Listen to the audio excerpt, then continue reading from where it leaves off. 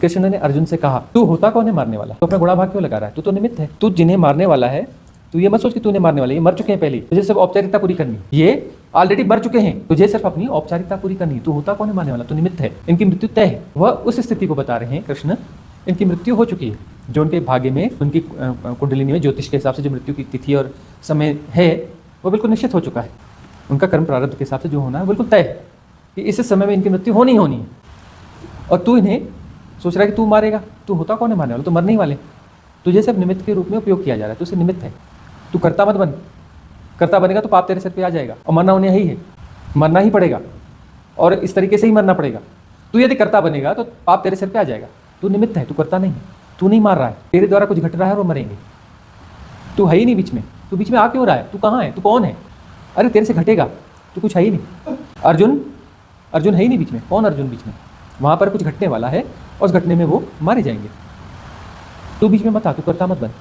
यदि तू कर्ता बन गया तो तेरे सर पे पाप आ जाएगा। अब तू कर्ता मत बन, क्योंकि मरे हुए हैं। तो अकर्ता होकर प्रतिसंवेदित हो। अकर्ता होगा मतलब प्रतिसंवेदित होगा। प्रतिसंवेदित होगा का अर्थ है तो निमित्त बनेगा। तू निमित्त बनेगा, उस प्रतिसंवेदन से कुछ घटने वाला है। तू कर्ता बनेगा तो शायद फिर तू इतने लोगों से युद्ध जीत भी नहीं पाएगा, तू हार जाएगा। करने वाले सब हार जाते हैं। यदि तू कर्ता बनेगा और कर्ता बन के युद्ध लड़ेगा तो तेरे जीतने की संभावना भी नहीं है, तू हार भी जाएगा। तू कर्ता मत बन, प्रतिसंवेदित हो। सब हो रहा है, होने दे, तेरे माध्यम से कुछ होने वाला है, तू निमित्त है और बहुत कुछ हो जाएगा। उनके समझाने का आशय यह था। और यदि वह धर्म युद्ध है, मतलब उसमें जो है उनके साथ जो नाइंसाफी हुई थी वह वास्तविक नाइंसाफी थी और दूसरा पक्ष जो है वो कहीं से भी जरा भी मानवीय दृष्टिकोण के लिए तैयार नहीं था। तो अब मामला यह था कि उनको अपने न्याय के लिए नहीं लड़ना था। वह न्याय जो है एक सामूहिक न्याय था, वो बहाना था, क्योंकि वह जो विपक्ष था उसने सभी के साथ लगातार अत्याचार करते रहना था। वो जब तक जिएंगे ऐसे ही जिएंगे, दूसरों के साथ अत्याचार करते ही रहेंगे, गड़बड़ करते ही रहेंगे। तो अब जो है एक अस्तित्वगत व्यवस्था ये है कि उनका अंतकाल निकट आ चुका है। उनका अंतकाल निकट आ चुका है, अब उन्हें जाना ही होगा। उनका पाप का घड़ा भर चुका है।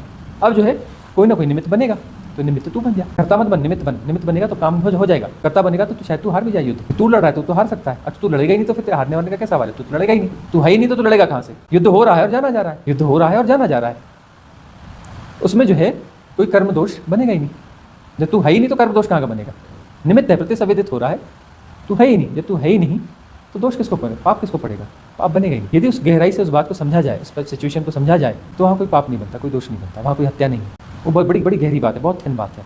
कृष्ण को हजम नहीं कर पाए ना, जैन धर्म भी हजम नहीं कर पाया, सातवें नर्क में डाल कर रखा है कृष्ण को समझना आसान काम नहीं है ना। जो आंशिक अवतार या सामान्य बुद्ध पुरुष हैं, ये हैं वो हैं, कृष्ण हैं, बुद्ध हैं, ये हैं वो, इन सबको समझना आसान है। कृष्ण को समझना मुश्किल है। वो पूर्ण अवतार, उन्होंने कोई आयाम नहीं छोड़ा है। उनका ज्ञान, उनका बुद्धत्व जो है हर कृत्य में झलकता है, हर जगह झलकता है और हर जगह उनके इशारे हैं परम मुक्ति के।